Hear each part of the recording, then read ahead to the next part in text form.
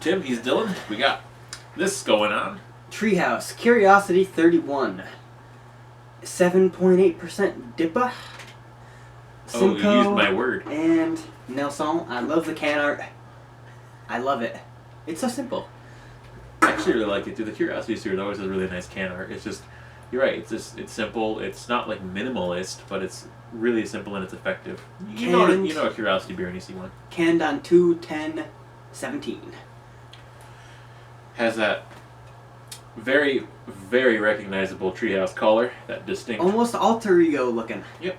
That distinct orangey yellow fluorescent glow that all Treehouse beers tend to have. It's really nice. I already smelled it, so I'll just smell it. Oh. The tropical notes of Nelson reign strong in this one. Yes, they do. Little subtle grapey note, but it's not the Nelson people will commonly, the Venice quality people tend to associate with it. There's no Venice quality on the nose. There's a little bit of grape, like grape juicy kind of note. But other than that, Nelson, a little bit of grapefruit. Maybe some like nectarine. Tiny bit of nectarine. A sweeter note. Like that's what I'm attributing the nectarine to. Clementines. Almost like a mango-y papaya, but not quite. I see it more as a pineapple. Yeah, that too. Anyway. Pineapple and dragon fruit, actually. Dragon fruit, that's a specific one. I love dragon fruit. The red dragon fruit, at least. Blue and white are bland. I worked at Big Y. We got some weird shit in. I get some melody characteristics, too. Like a canary honeydew. With the way I just swirled it, kind of get some cantaloupe. Honeydew is a variant of cantaloupe, so it's fair. I'm agreeing with you, damn it. Real, like, green melon notes. Holy shit. Yeah, that's almost like a watermelon smell. I can smell the watermelon because of the sweetness. Am I not wrong? Am I not wrong? Take a whiff out of my glass. No, dude, I smell it. I didn't know what that smell was, but you said watermelon, and I'm like, there it is, that's watermelon. We talked long enough. Yeah. First taste. Oh, this is drinking like heaven right now. Jesus. This is much better now than it was day of canning when I first drank it. Treehouse beer seem to age a little bit. It's a week or two, but they seem to be really delicious. Prime time. Oh my god, all the flavors are there. That watermelon note fucking sticks on my tongue. Big time. Watermelon and cantaloupe. Yeah. There's a slight... Some of the grapeness comes through. I was going to say, slight grapiness. It grapes you by the mouth. It's definitely not the same... You didn't even react. Dude, I wasn't gonna. The... Whitest kids you know reference. I know. You will understand. I know, like the grapist. What were you going to say? Mouthfeel isn't nearly as good as the last beer we just had. But it's up there. But it's still good. Still good mouthfeel. Goddamn. Has that sudsy head. Just enough bitterness from the Simcoe, the caddy kind of note. The grapefruit peel bitterness, the nectarine peel bitterness, like the rind. One of the more bitter beers I've had from Treehouse, actually. It's actually impressive. But it counterplays very well, because otherwise it'd be far too sweet. Agreed. We'll come back to you guys.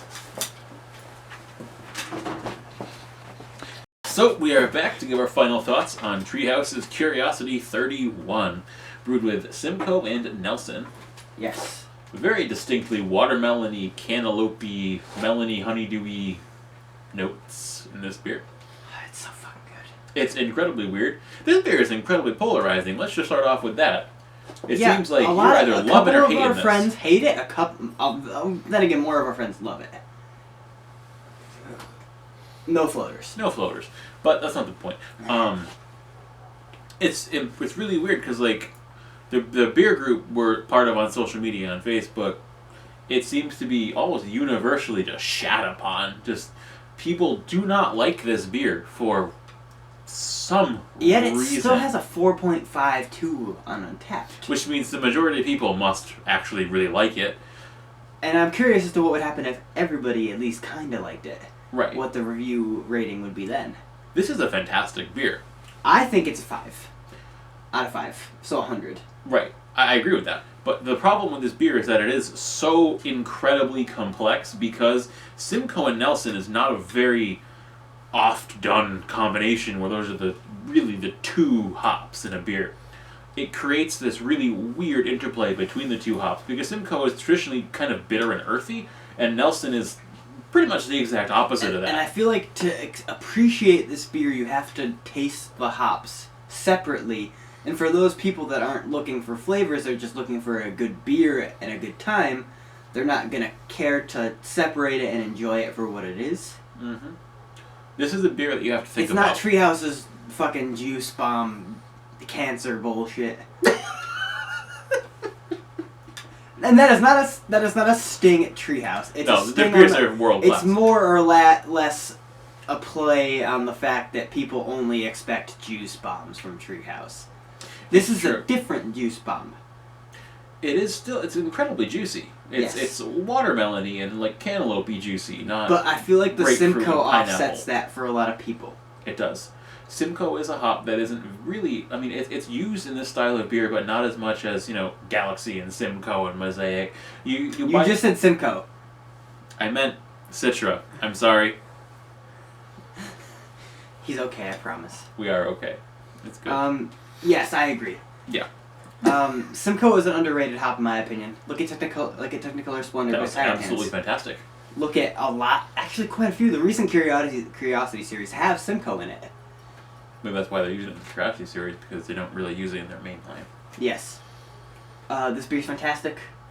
I have no bad thing to say about it. I'm going to give it 100 because I think it's absolutely great. We'll do it after the final chug and give our actual last thoughts.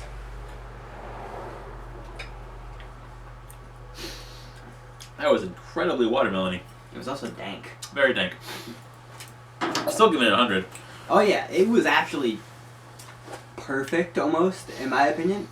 If not perfect, I wish the bitterness came through a little more before it warmed up. Yeah. It's, different than you would get out of a regular New England style IPA. Especially Treehouse. This is not a flavor Treehouse is known for. No, you do expect not grapefruit, you expect a little bit of peach, orange, pineapple, mango. What I'm curious about from a science standpoint is how Nelson managed to taste like this, because this is not a Nelson profile beer. No, I'm very curious as to how that actually happened. I think it's the Nelson-Simcoe interplay. With a couple other things probably, but yeah, I think that's a huge factor. Anyway, it was really good. Yeah. I would definitely listen to the hype if you have any hype about this beer. It's a great beer. I think I will give it hype. And we're just gonna end abruptly. Bye.